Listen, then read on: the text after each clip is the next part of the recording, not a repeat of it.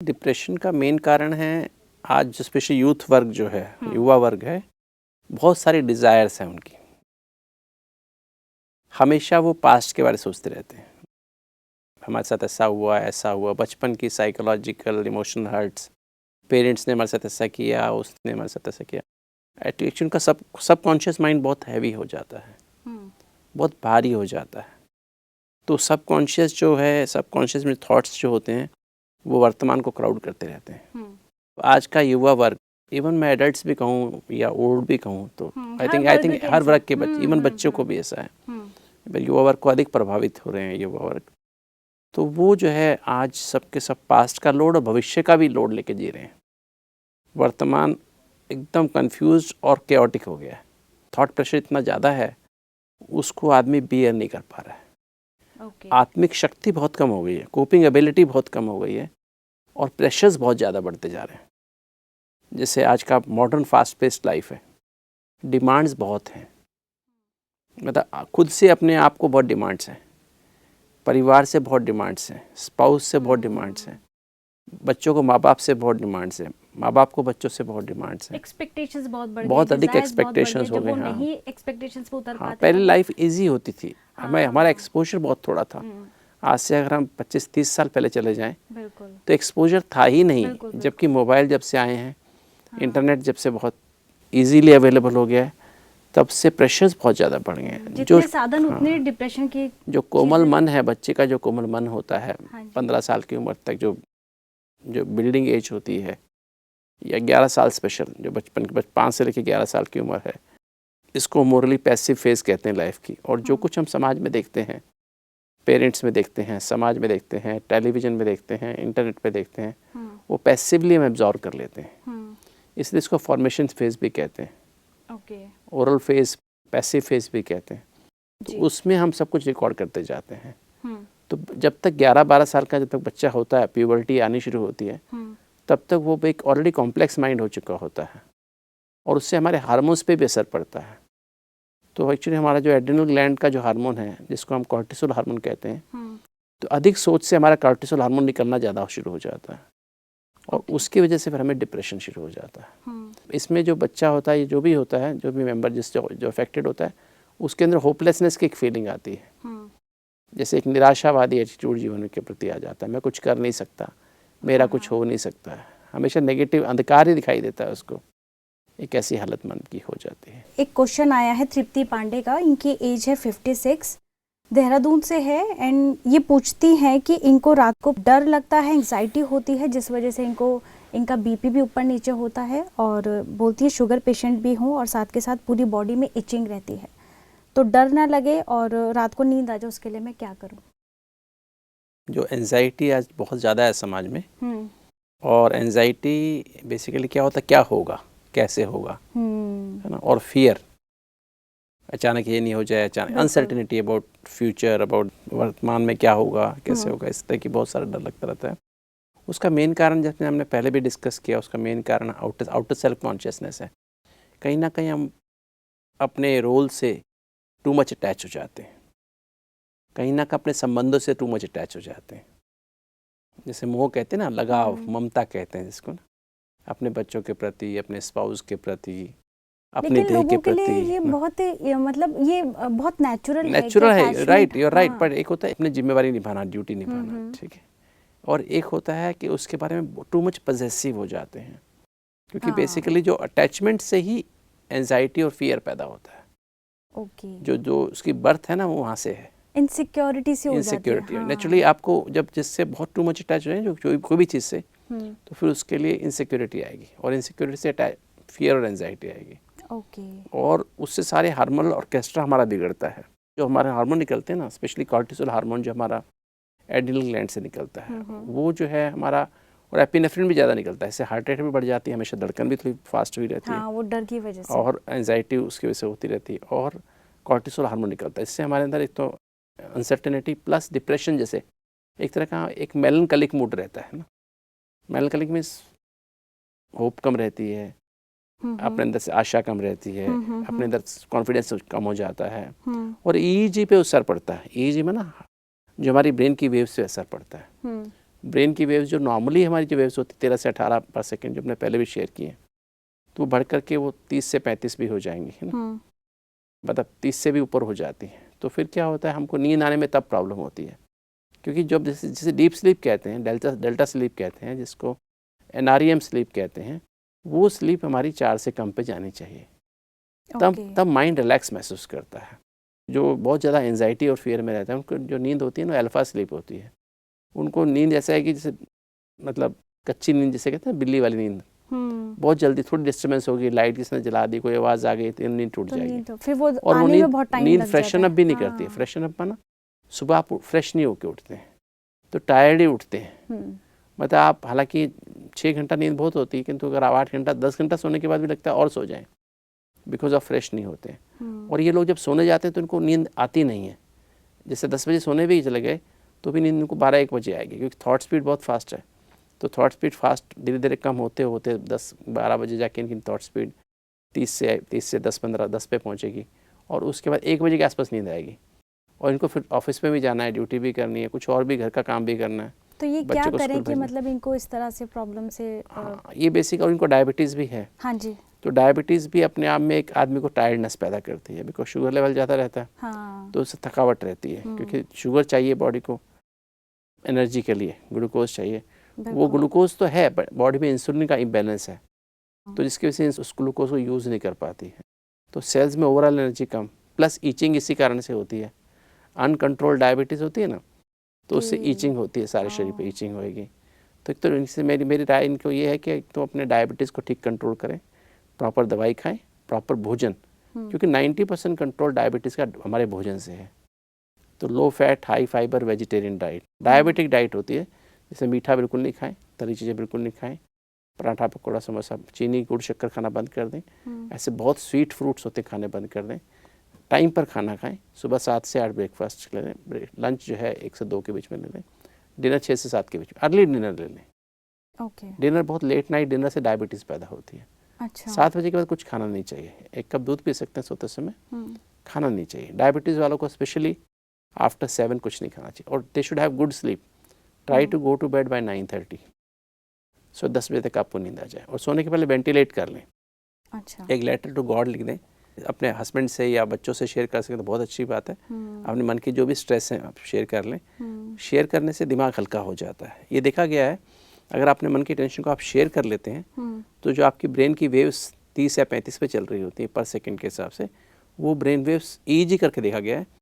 तो एक लेटर भर लिखने देने से या अपने मन की बात को बोल देने से हमारी 30 to 35 की जो वेव ब्रेन रिदम होती है वो 10 से 15 में आ जाती है, जस्ट एक लेटर मात्र लिख देने से। तो समझिए आज इस लेटर का कितना महत्व है।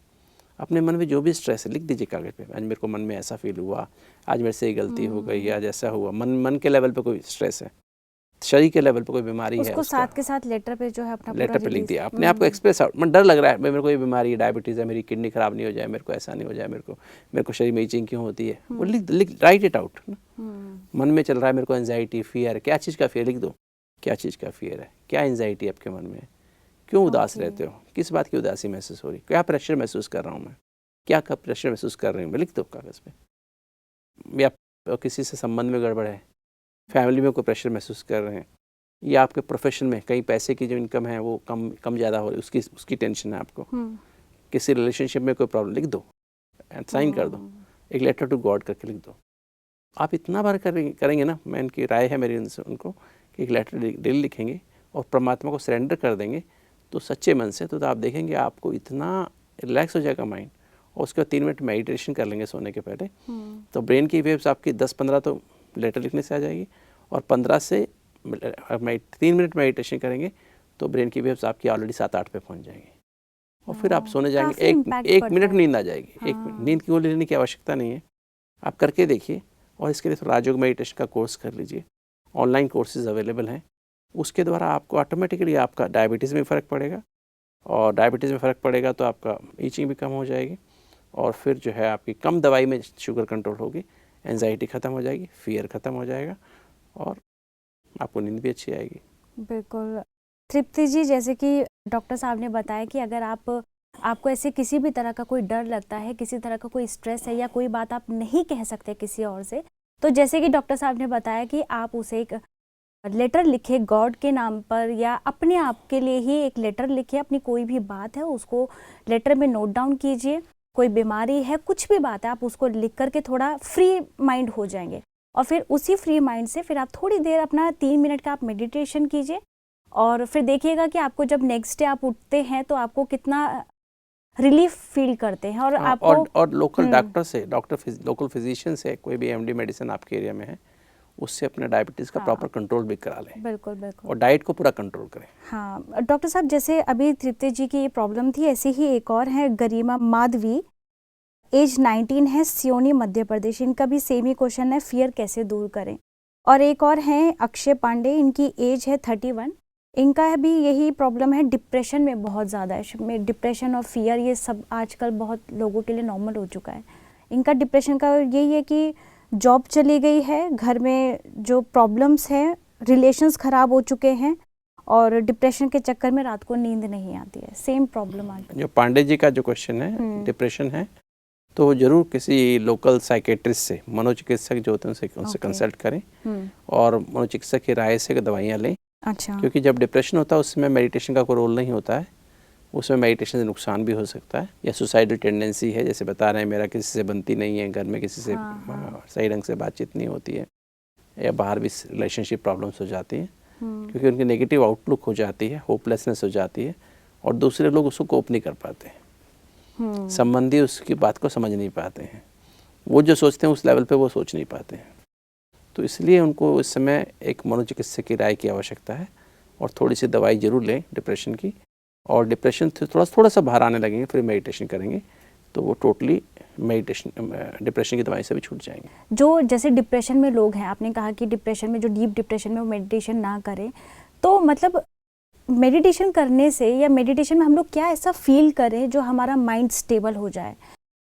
देखिए, कुछ लोगों के लिए डिप्रेशन मेडिटेशन करना मना होता है। अच्छा। जैसे कि एक तो मैंने बताया डीप डिप्रेशन है, किसको एंडोजिनस डिप्रेशन कहते हैं उसको, है ना, मेजर डिप्रेशन भी कहते हैं, जिसमें सुसाइडल टेंडेंसीज होती हैं, उसमें meditation can cause lot of problems, है ना। क्योंकि यूजुअली जब डीप डिप्रेशन होता है उसमें लॉस ऑफ इंसाइट होता है, अपने अंदर की इंसाइट ख़त्म हो जाती है। मैं क्या सोच रहा हूँ समझ में नहीं आता है, मैं क्या सोच रही हूँ समझ में नहीं आता है। अगर ऐसे व्यक्ति को मेडिटेशन सिखाएंगे तो कंफ्यूज हो जाएगा, राइट। इसलिए उसको मेडिटेशन नहीं सिखाया जाता है इस फेज में। डीप डिप्रेशन या फिर जो सिमिलरली साइकोसिस होता है, उसमें भी डिप्रेशन का कोई रोल नहीं है, सॉरी मेडिटेशन का कोई रोल नहीं होता है।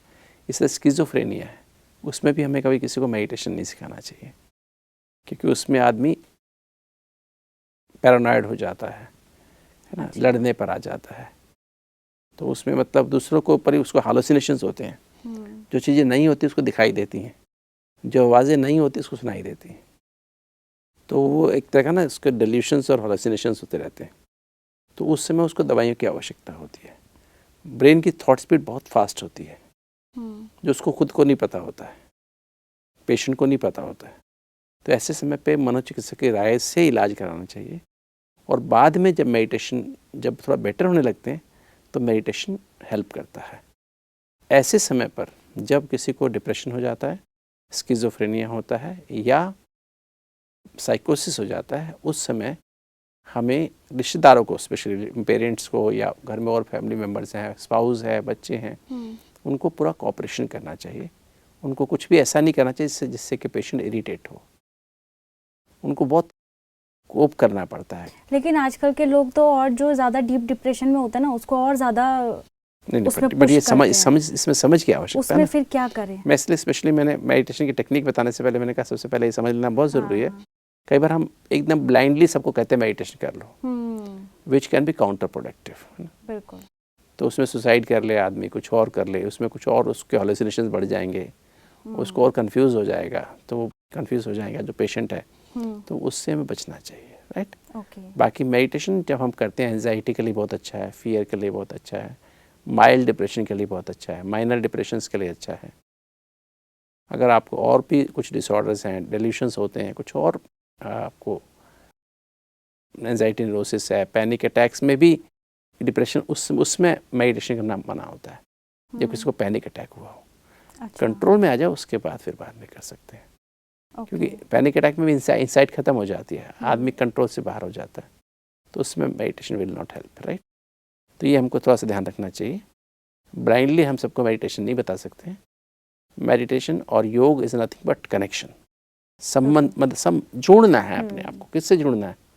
नॉर्मली हम अपने सत्य से जुड़े रहते हैं, बॉडी से या रोल से, जो हमारा आउटर सेल्फ है उससे जुड़े रहते हैं, पोस्ट पोजीशन, हाँ उसी से जुड़े रहते हैं, उसी से अपने आप को आइडेंटिफाई करते हैं, अपने आप को मेल फीमेल से आइडेंटिफाई करते हैं, उसकी डिग्री से, उसके ग्रेड से आइडेंटिफाई करते हैं कि मैं सुंदर हूँ, मैं ऐसा हूँ, मैं कई लोग सुपीरियरिटी कॉम्प्लेक्स, कई लोग इन्फीरियरिटी कॉम्प्लेक्स में जाते हैं। तो उसकी वजह से फिर हमारे अंदर सारी नेगेटिविटीज़ आती हैं, सारी जो प्रेशर्स आते हैं, नेगेटिविटीज़ आती हैं, इनसिक्योरिटीज़ आती हैं, अनस्टेबिलिटीज़ आती हैं, नेगेटिव मेंटल टेंडेंसीज पैदा होती हैं, इसके कारण से होता है।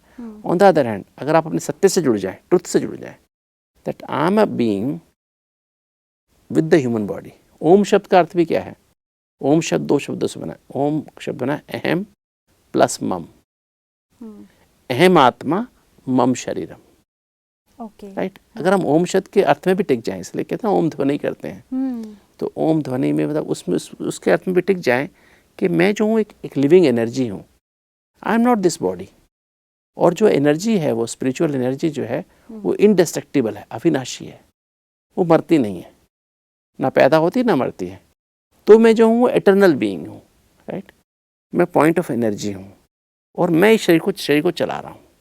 जो मैं शब्द इस्तेमाल करते हैं उस एनर्जी के लिए इस्तेमाल करते हैं।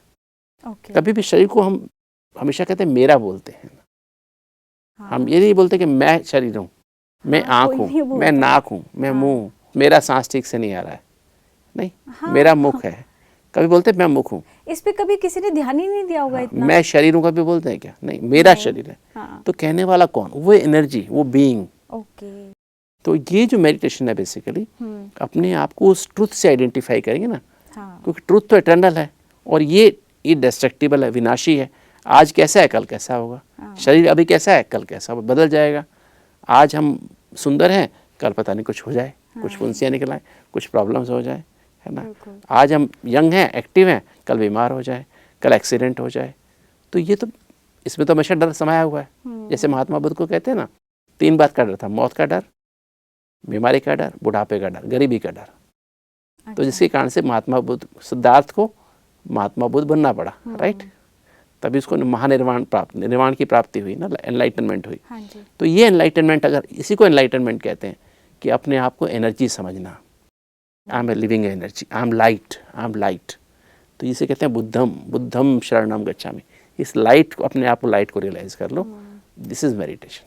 बहुत ज़रूरी है कि हम लोग आज सारा फोकस हमारा शरीर को ठीक करने में, शरीर को मेंटेन करने में, क्या खाना है क्या नहीं करना है। हाँ। ये बात मैं इससे बीच में इंटरफेयर कर रहा हूँ। हाँ जी। क्योंकि जब हम ये जो लाइट है ना, ये जो एनर्जी है ना, इसके समझने, अपने आप को ये समझने से अपने आप शांति आ जाती है, अपने आप लव आ जाता है, अपने आप हैप्पीनेस आ जाती है, कंटेंटमेंट आ जाती है। बिल्कुल। और देह समझने से इच्छाएं पैदा होती हैं, बिल्कुल, कामनाएं पैदा होती हैं। इन दोनों का डिफरेंशिएट जो है लोगों को जानना बहुत जरूरी है। उसी से एंजाइटी, फियर पैदा होता है, गुस्सा आता है, इरिटेशन आती है। जैसे कि हमने शुरुआत में ही बात की थी कि एक अच्छी समझ और एक अच्छा स्वास्थ्य इंसान के जीवन के सबसे 2 बड़े आशीर्वाद होते हैं। तो ये समझ, मैं समझती हूँ कि इंसान को अपने बारे में समझ होनी बहुत ज़रूरी है। वरना तो कहने के लिए तो हम लोगों के पास बहुत ज्ञान है कि हम लोग ये ना खाएं, हेल्थ में ये खाएं, ये मेडिसिन ले, ये करें वो करें, लेकिन एक अच्छी समझ मतलब कि हम लोग एक्चुअल में कौन है, राइट। फिर वही जब हम अपने ऊपर वर्क करते हैं तो वो पूरा बॉडी पे हमारा इम्पैक्ट, वही समझ हमको फिट बनाती है, फिजिकली एंड मेंटली फिट बनाती है। बिल्कुल। डॉक्टर साहब, आपने जो हमारे दर्शकों के साथ जुड़े और उनके सवालों के जवाब आपने दिए, इतने खूबसूरत तरीके से आपने चीज़ों को एक्सप्लेन किया और डीप चीज़ों को हमारे सामने बताया कि क्या चीज़ होती है, किससे बीमारियां बनती हैं और क्या इसका ठीक करने का कारण है। तो आप हमारे साथ स्टूडियो में आए, हमारे दर्शकों के साथ आप जुड़े, उसके लिए आपका बहुत बहुत धन्यवाद। Thank you.